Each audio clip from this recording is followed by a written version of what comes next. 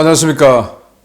신의균의 국방TV 시큐리티 뉴스입니다. 자, 오늘도 우크라이나 전황, 이스라엘 상황 같이 보도록 하겠습니다.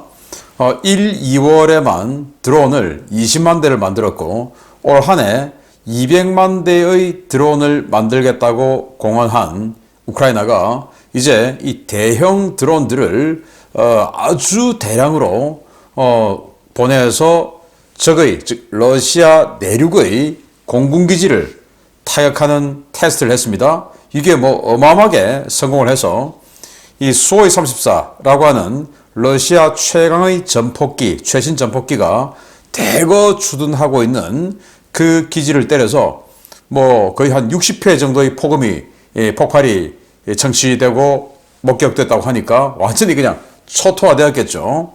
아마 이번 전쟁 개전 이후에 러시아 공군력을 상대로 한 최대의 전과가 아닌가라고 생각이 되는데, 이제 이건 서막에 불과하겠죠. 이제 하니까 되네, 이제 전부 다 하자라고 하는 이런 우크라이나 대형 드론의 러쉬가 시작될 것 같습니다. 어떤 내용인지 보도록 하겠습니다.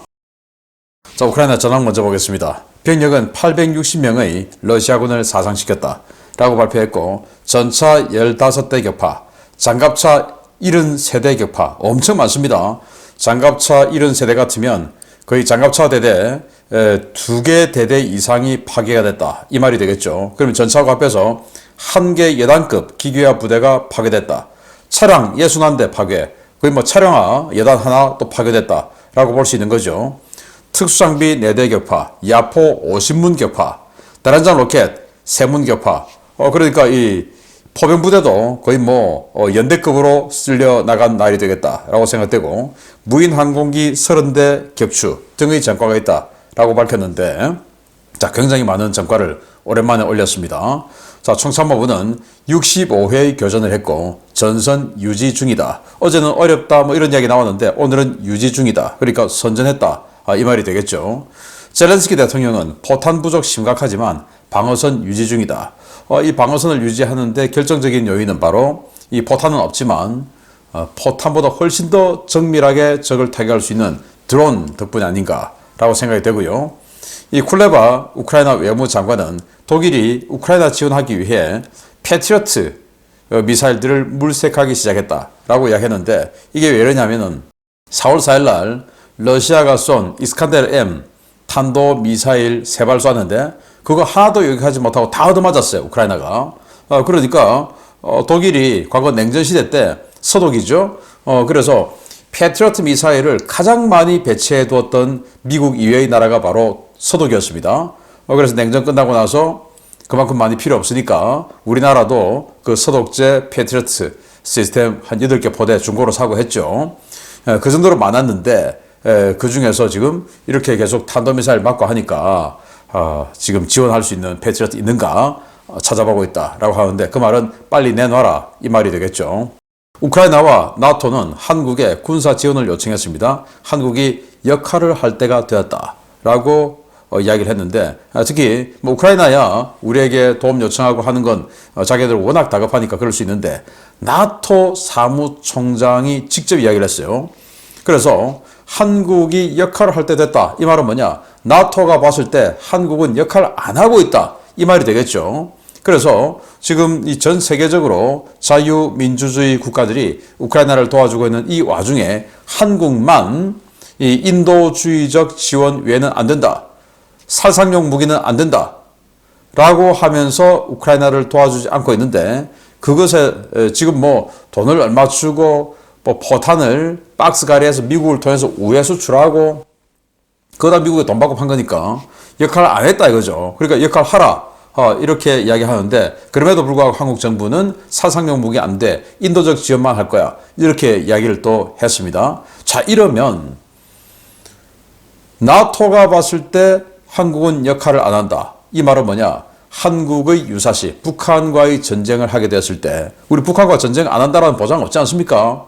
했을 때 유엔 사령부가 있죠. 그 유엔 사령부의 핵심 멤버들이 전부 나토예요. 그러면 니들 말이야, 우리가 부탁할 때는 인도적 지원만 할 거야, 살상용 무기는 안 된다 라고 하더니 우리에게는 왜 지원 달라고 하는 거야? 우리도 인도적 지원만 할 거야. 殺傷력 무기는 안 돼. 라고 할 수 있는 겁니다. 그래서 우리 대한민국이 이런 식으로 국제적으로 봤을 때 이기적으로 가서는 안 된다. 그래서 뭐 이 이야기를 하면 또 일부 댓글에 그러면 러시아가 더 경제력이 크고 러시아와 앞으로 교류할 게 더 많은데 우크라이나 그건 뭐냐? 우크라이나 뒤에 유럽이 있죠. 그래서 이 대만처럼 아예 자유민주주의 선봉이다 라고 하니까 확 밀어주지 않습니까? 오히려 대만은 이 국가 GDP가 확 상승하고 있죠. 한국은 뭡니까? 좌고 우면 쳐다보고 있으니까 중국 눈치 보고 뭐 이러고 있으니까 남들이 코로나 끝나갈 때쯤부터 시작해서 완전히 급상승하고 있는 그 경제 체제에서 대한민국만 이러고 있는 거 아닙니까? 남들은 이러고 있는데. 그래서 러시아, 우크라이나보다 더 크잖아. 이런 소리 할 게 아니라 그 뒤에 자유민주주의 국가, 부자 나라들이 그냥 이만큼 버티고 있다. 그래서 그들에게 우리의 자유민주주의에 대한 진정성을 보여줘야 된다. 이 말씀입니다. 토니 블링컨 미 국무장관은 우크라이나는 나토로 가는 다리를 만들어 가는 길을 여는 중이다. 라고 희망 고문하는 거겠죠. 이건 좀 희망 고문이라고 봅니다. 만약에 트럼프 대통령이 당선이 되면 우크라이나 나토는 그냥 턱도 없는 소리가 됐다라고 생각을 합니다. IMF는 러시아의 드론, 미사일 공습으로 우크라이나 거시 경제에 악영향을 미친다라는 너무나 당연한 소리를 특별하게 얘기했네요. 러시아 선전 매체들은 젤렌스키 대통령이 영국 왕실 저택을 구입했다라고 주장하는데 이건 뭐 아니면 말고 일단 흔들기 이거 아니겠습니까? 무슨 명품백 어쩌고저쩌고 그거하고 똑같은 좌파들은 동시막론하고 똑같은 일만 합니다. 예. 아니면 말고 자기들은 더 하면서 자기네들은 억 단위씩에도 받고 또 500만 달러씩 이 환치기 해가지고 갖다 주고 이런 것도 했는데 그런데도 그냥 수백만 원짜리 핸드백 받았는지 안 받았는지 놔두고 갔는지 그런 걸 가지고 계속 물고 늘어지죠. 똑같은 거예요. 자기들 푸틴 별장, 쇼이구 별장 어마어마하죠. 그런 건 말도 하지 않고 사실 무근인 이런 이야기는 떠드는 거예요. 좌파는 동서양 똑같다. 자, 푸틴은 무슬림은 러시아 공격할 동기가 없다. 지난번에 그 쇼핑센터 또 극장 이 공연장 테러 사건이죠. 그래서 다른 배경이 존재한다. 여태까지는 우크라이나와 미국이 했다라고 하더니 이번에는 또 프랑스가 배경이다 라고 또 물고 늘어져요. 정말 황당한 이야기를 하고 있는 거죠. 우크라이나 동부작전사령부는 러시아가 아우디우카에서 막무가내로 돌격하고 있다 라고 이야기하는데 이겁니다. 지금 이 아우디우카 서쪽에서 그냥 줄 서서 한 줄로 이렇게 지나가고 있어요. 이걸 우크라이나 드론이 보고 하나하나 깨트립니다. 동영상 보시면서 말씀을 드리겠습니다.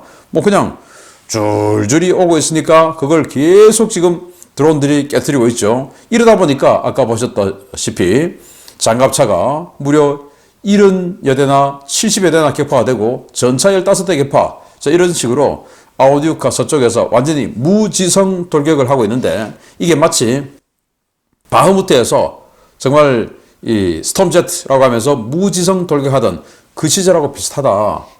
그래서 바흐무트에서 너무 많이 손실을 당해서 결국은 이 재생하는 치장 장비 꺼내와서 재생하는 그 속도보다 바흐무트에서 깨지는 속도가 더 빨라서 결국은 T-54, T-55 이런 것까지 갖고 오던 시절이 바로 바흐무트 전투 아닙니까? 지금 아우디우카 서쪽에서 그런 일이 벌어지고 있다라고 이야기를 하네요. 그리고 우크라이나는 초장거리 공격 드론인 E-300을 첫 번째로 공개했는데 이겁니다. 사람이 이만하니까 이 정도면 꽤 크죠. 거의 1차 대전 후반기, 2차 대전 초반기 정도의 그런 이 프로펠러 유인 비행기처럼 생겼어요. 멀리서 보면 그냥 사람 타는 비행기처럼 생겼고 크기도 그만해요. 이 정도 되면 레이더에 꽤 잘 걸리게 생겼는데 그건 우리나라나 북한처럼 좁은 국토에 어마어마하게 많은 방공 레이더가 쫙 깔려있는 나라 같으면 이런 거 전선 돌파할 가능성은 거의 없지만 러시아는 워낙 넓기 때문에 아무리 많은 방공 레이더들 갖다 놔도 전체를 다 커버할 수 없죠.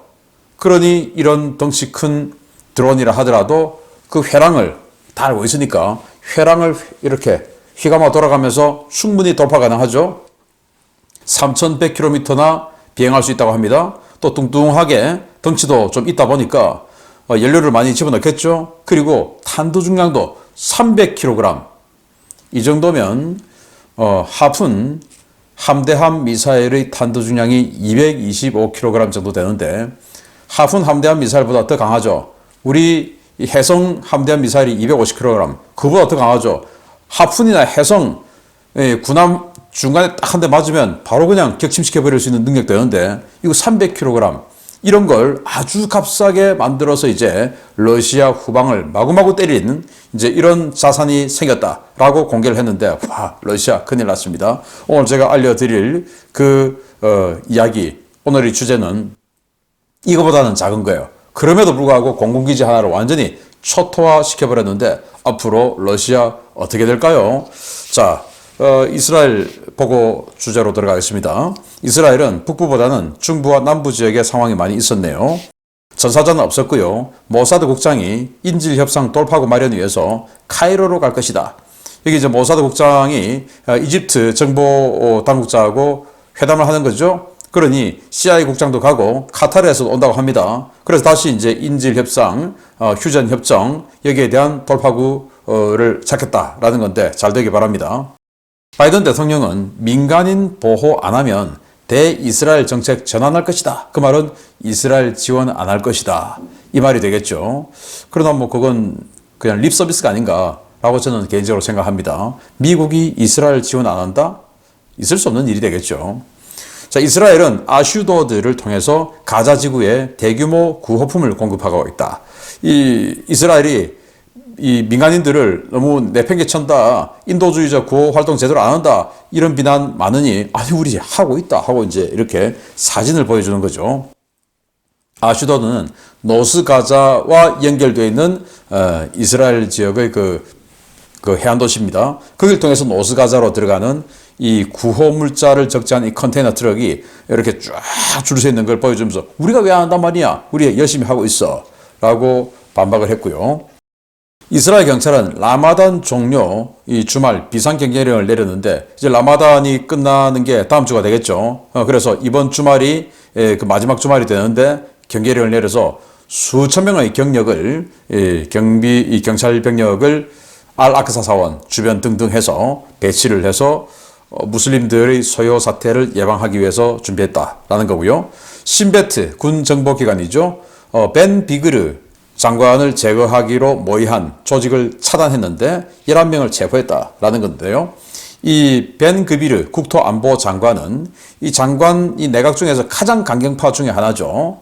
그래서 이 사람을 제거하려고 모의를 하고 있는 자들을 이제 체포를 했는데 11명 중에서 7명은 이스라엘 국적의 팔레스타인인, 이스라엘 국적의 무슬림이죠.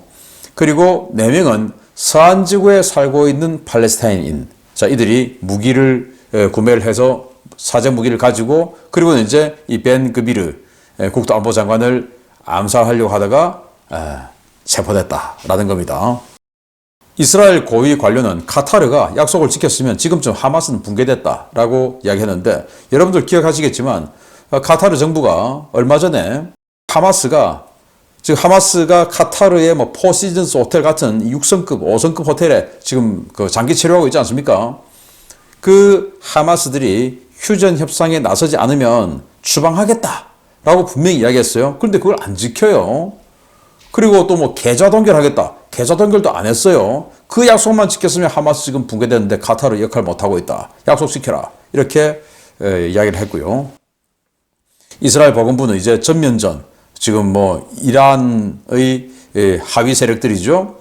주변에 깔려있는 저항의 축, 이 세력들이 이스라엘 향해서 전면적인 공격할 가능성이 아주 커지고 있죠. 그래서 전면전 대비해서 전국의 병원의 병상을 확충하라. 그래서 이 뭐 총상이나 뭐 이런 것들 대비해야 되겠죠. 그 확충에 나서고 있고, 이스라엘군은 헤즈볼라가 대전차 미사일 공격해서 이 초소를 공격해서 1명이 경상을 당했고, 또 헤즈볼라가 로켓 7발을 쐈는데 그건 다 격추했다라고 발표했고, 미 중부사령부는 군함을 겨냥해서 발사된 후티의 대함 탄도미사일 한 발을 격추했다라고 발표를 했습니다. 자, 이제 오늘 정말 화끈한 우크라이나군의 전과 보겠습니다. 대규모 드론 전력이 준비됐다고 밝히며 러시아 전역에 대한 장거리 타격 작전을 확대하겠다고 선언한 우크라이나가 현지 시각 4월 5일 새벽 러시아 본토 내륙 공군기지를 겨냥해 역대 최대 규모의 드론 공습을 가했습니다.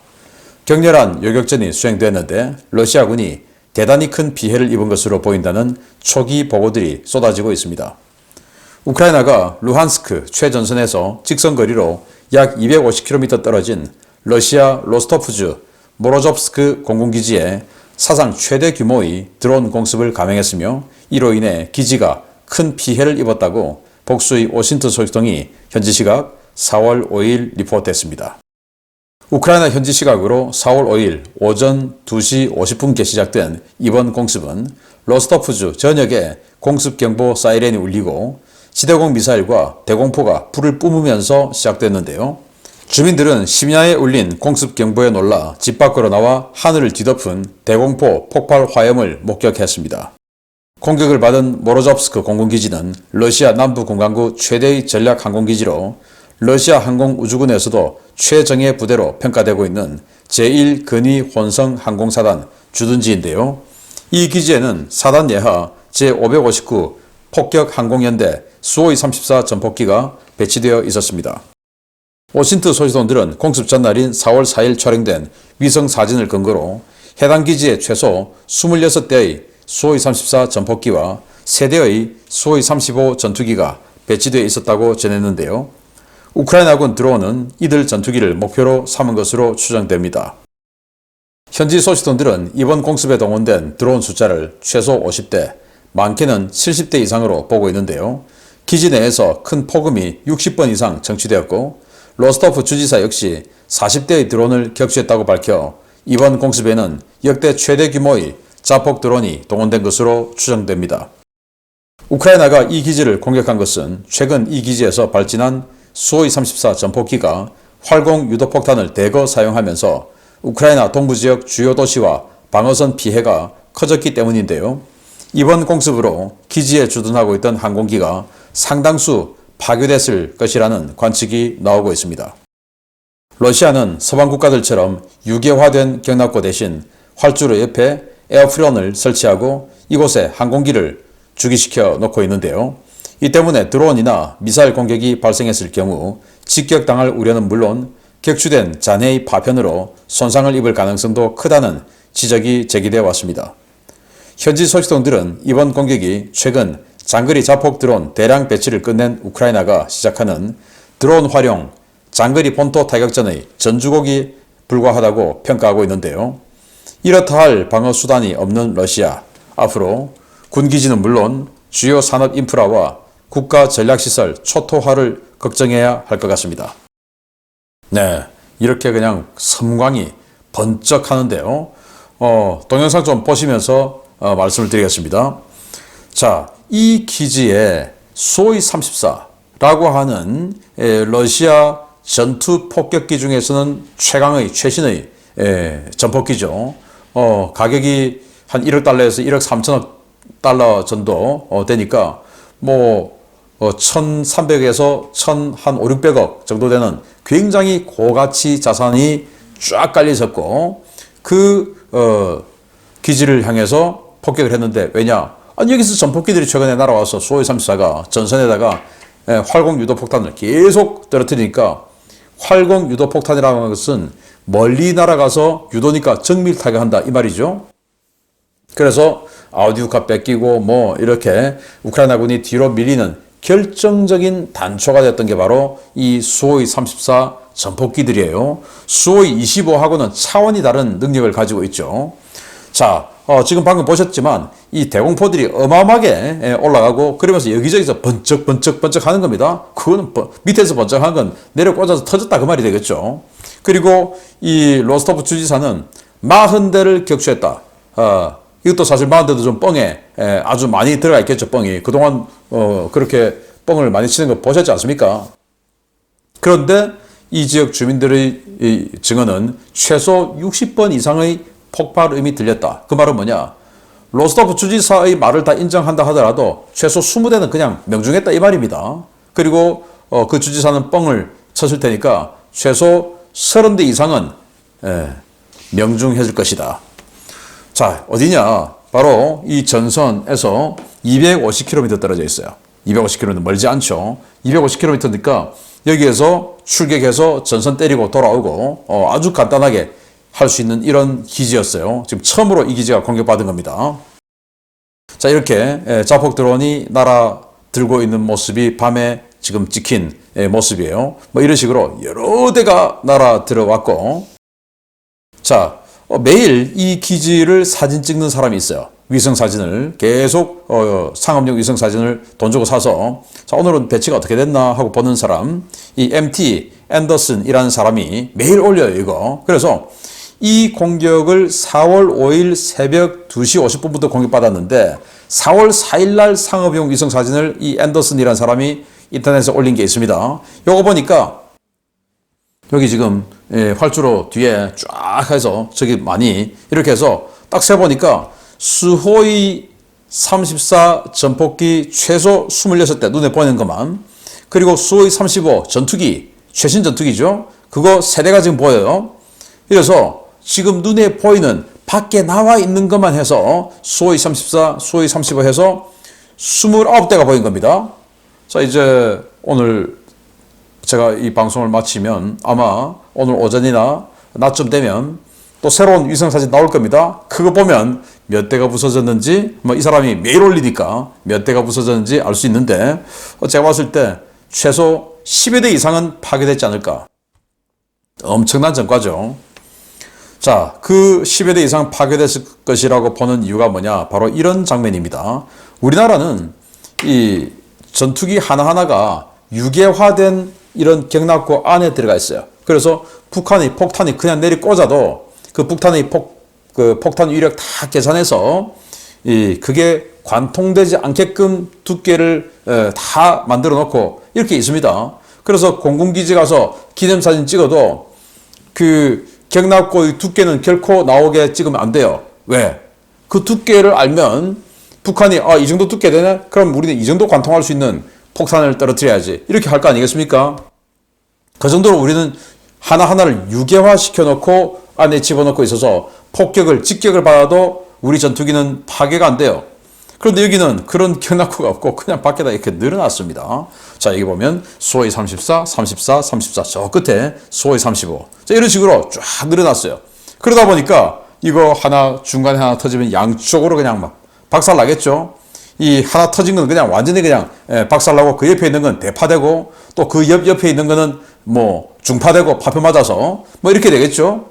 이러니 지금 60대를 쏴서 로스토프 주지사는 40대 막았다라고 하는데 그것도 뻥일 테고, 최소 20-30발이 여기 이렇게 늘어서 있는 전투기들을 향해서 터졌을 것이다 라고 생각이 되고, 아까 마지막에 보셨지만 이런 장거리 이제 3,000km 넘게 날아가는 또 탄도 중량 300kg짜리 장거리 드론을 이제 만들기 시작했다라고 했으니까 이제는 뭐 러시아 어디도 군사기지라면 안심할 수 없다.